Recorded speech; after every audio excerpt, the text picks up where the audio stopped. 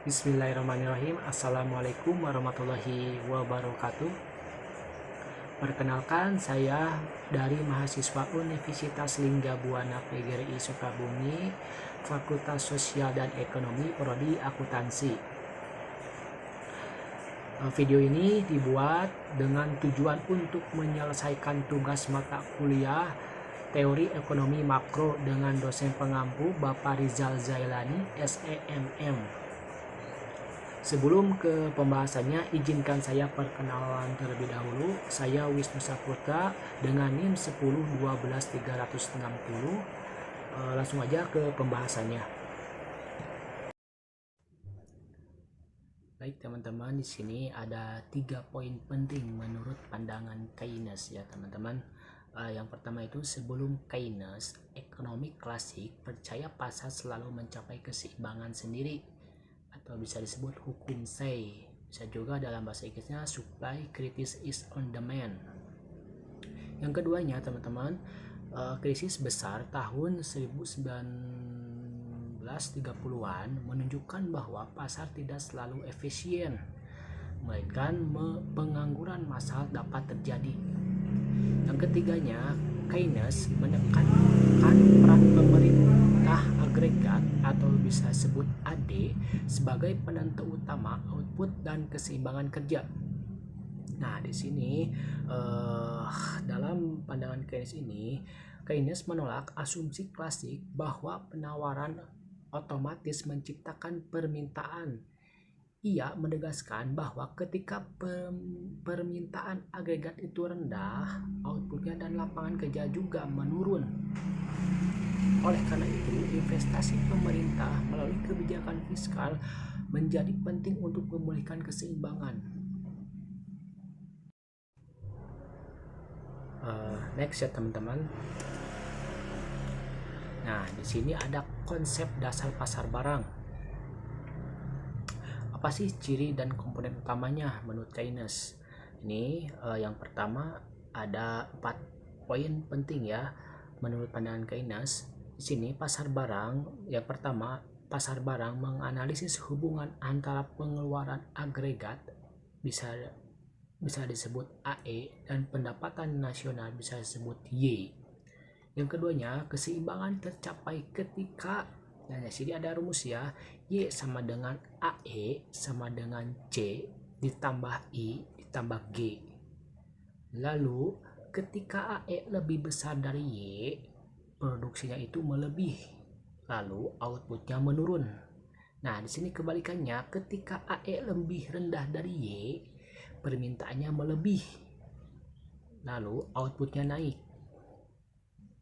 Nah, di sini menurut penjelasan menurut Keynes, pasar barang merupakan tempat pertemuan antara total permintaan dan total penawaran barang serta jasa. Keseimbangan dalam pandangan Keynes ditentukan oleh permintaan, bukan harga. Jadi, perubahan asumsi investasi atau pengeluaran permintaan akan mengubah tingkat output nasional.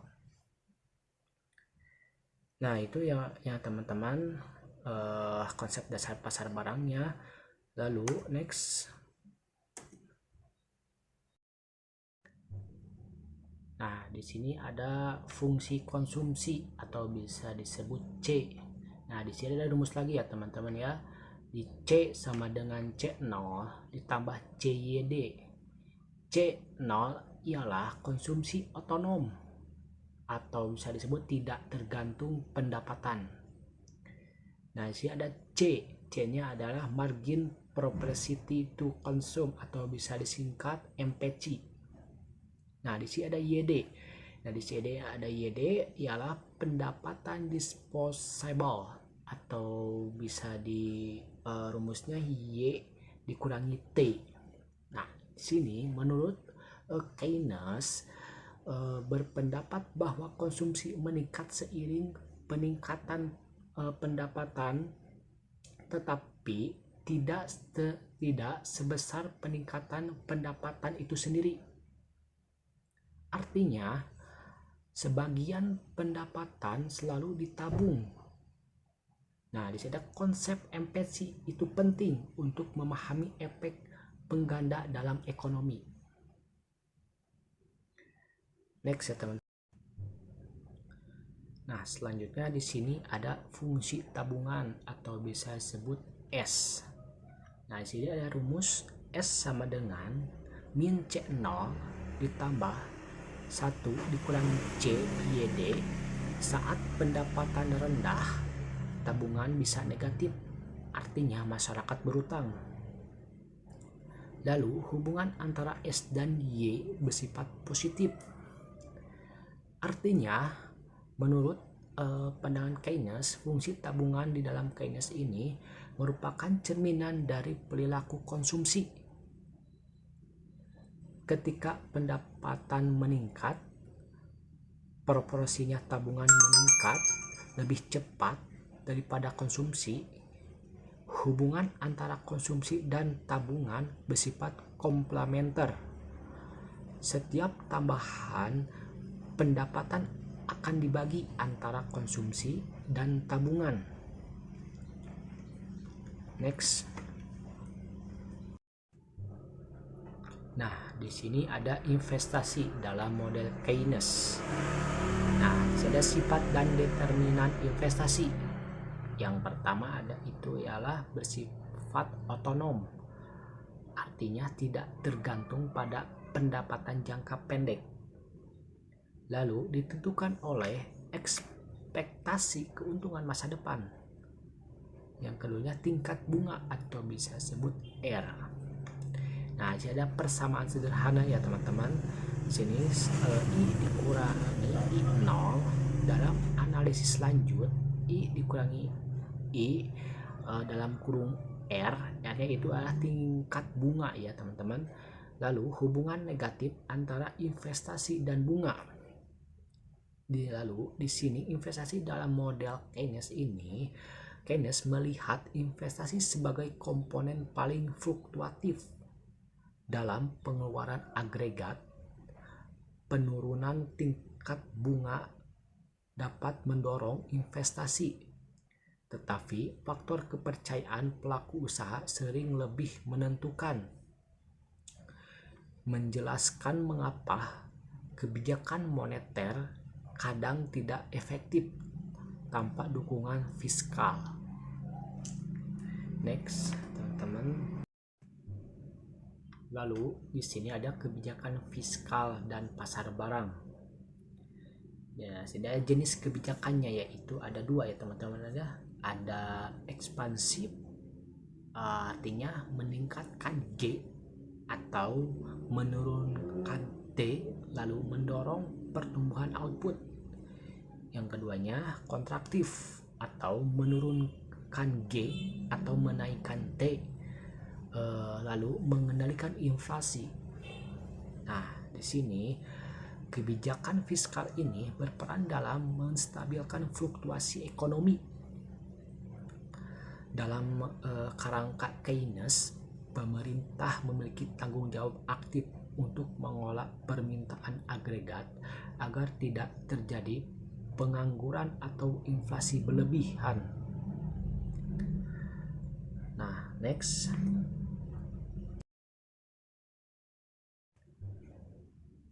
Selanjutnya ada di sini implikasi teori Keynes terhadap kebijakan. Nah, di sini ada pokok pemikiran menurut laissez-faire.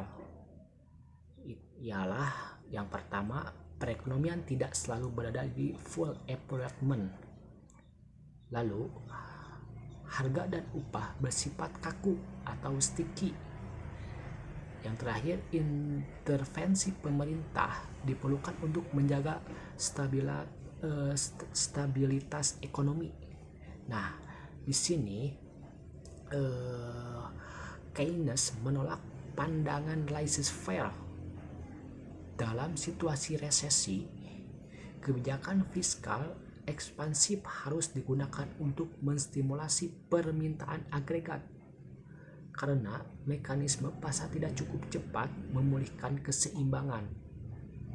Nah, ini eh, pokok pemikiran laissez-faire dibantah oleh Keynes ya teman-teman. Lalu di sini ada kesimpulan dari pembahasan yang pertama sampai akhir. Menurut pandangan Keynes di sini ada 4 ya. Yang pertama, pasar barang mencapai keseimbangan ketika pengeluaran agregat sama dengan output nasional. Yang keduanya, konsumsi dan investasi menjadi kunci dalam pembentukan pendapatan.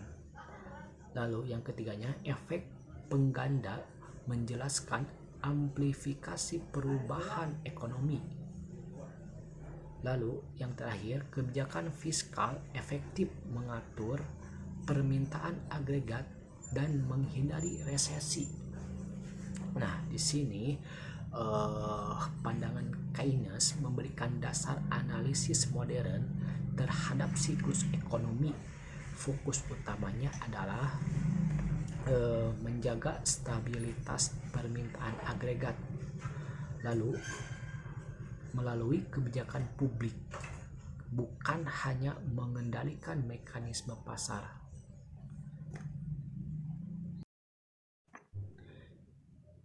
Demikianlah presentasi saya tentang teori Keynes pasar barang lanjutan. Jika terdapat kesalahan atau kekurangan, mohon dimaafkan.